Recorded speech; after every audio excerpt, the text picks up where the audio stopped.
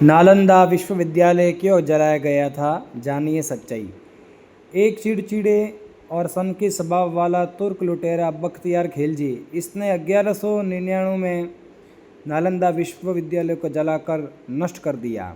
उसने उत्तर भारत में बौद्धों द्वारा शासित कुछ क्षेत्रों पर कब्जा कर लिया था। एक बार वह बहुत बीमार पड़ा और उसके हकीमों ने उसको बचाने की पूरी कोशिश करी, लेकिन वह ठीक नहीं हो सका।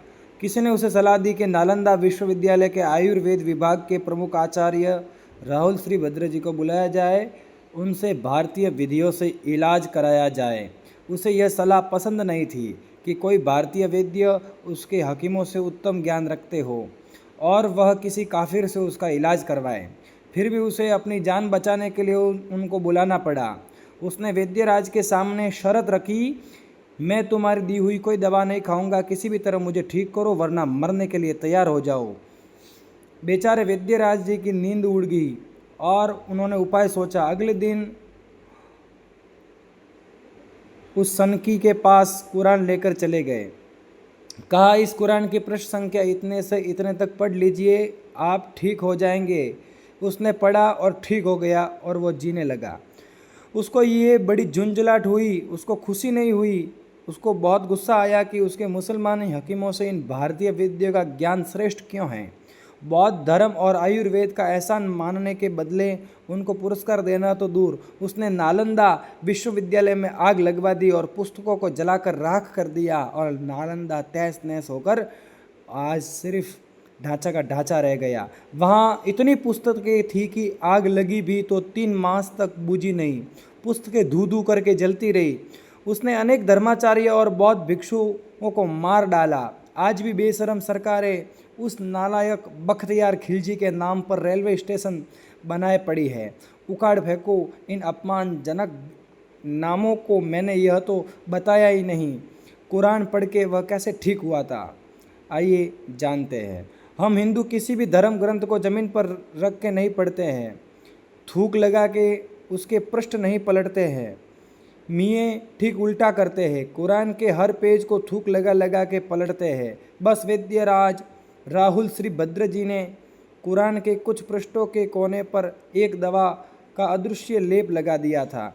वह थूक के साथ मात्र 10-20 पेज चाट गया और ठीक हो गया और उसने इस एहसान का बदला नालंदा को नेस्त नाबूद करके दिया। आइए अब थोड़ा नालंदा के बारे में भी जान लेते हैं। यह प्राचीन भारत में उच्च शिक्षा का सर्वाधिक महत्वपूर्ण और विख्यात केंद्र था। महायान बौद्ध धर्म के इस शिक्षा केंद्र में हीनयान बौद्ध धर्म के साथ ही अन्य धर्मों तथा अनेक देशों के छात्र पढ़ते थे। वर्तमान बिहार राज्य में पटना से 88 किलोमीटर दक्षिण पूर्व और राजगीर से 11 किलोमीटर उत्तर में एक गांव के पास अलेक्जेंडर कनिंघम द्वारा खोजे गए इस महान बौद्ध विश्वविद्यालय के भग्नावशेष इसके प्राचीन वैभव का बहुत कुछ अंदाजा करा देते हैं। अनेक पुराभिलेखों और 7वीं शती में भारत भ्रमण के लिए आए चीनी यात्री हेन सांग तथा इत्सिंग के यात्रा विवरणों से इस विश्वविद्यालय के बारे में विस्तृत जानकारी प्राप्त होती है। प्रसिद्ध चीनी यात्री हेन सांग ने 7वीं शताब्दी में यहाँ जीवन का महत्वपूर्ण एक वर्ष एक विद्यार्थी और एक शिक्षक के रूप में व्यतीत किया था। प्रसिद्ध बौद्ध सारिपुत्र का जन्म यही हुआ था। स्थापना व संरक्षण। इस विश्वविद्यालय की स्थापना का श्रेय गुप्त शासक कुमारगुप्त प्रथम 450-476 को प्राप्त है। इस विश्वविद्यालय को कुमारगुप्त के उत्तराधिकारियों का पूरा सहयोग मिला। गुप्त वंश के पतन के बाद भी आने वाले सभी शासकों वंशों ने इसकी समृद्धि में अपना योगदान जारी रखा। इसे महान सम्राट हर्षवर्धन और पाल शासकों का भी संरक्षण मिला। स्थानीय शासकों तथा भारत के विभिन्न क्षेत्रों के साथ ही इसे अनेक विदेशी शासकों से भी अनुदान मिला। स्वरूप यह विश्व का प्रथम पूर्णतः आवासीय विश्वविद्यालय था। विकसित स्थिति में इसमें विद्यार्थियों की संख्या करीब 10,000 एवं अध्यापकों की संख्या 2,000 थी। इस विश्वविद्यालय के भारत के विभिन्न क्षेत्रों से ही नहीं बल्कि कोरिया, जापान, चीन, तिब्बत, इंडोनेशिया, फारस तथा तुर्की के विद्यार्थी शिक्षा ग्रहण करने के लिए आते थे। नालंदा के विशिष्ट शिक्षा प्राप्त स्नातक बाहर जाकर बौद्ध धर्म का प्रचार करते थे। इस विश्वविद्यालय की 9वीं शती के 12वीं शती तक अंतर्राष्ट्रीय ख्याति रही थी। जय श्री कृष्ण, हर हर महादेव। तो इस तरह इस खिलजी ने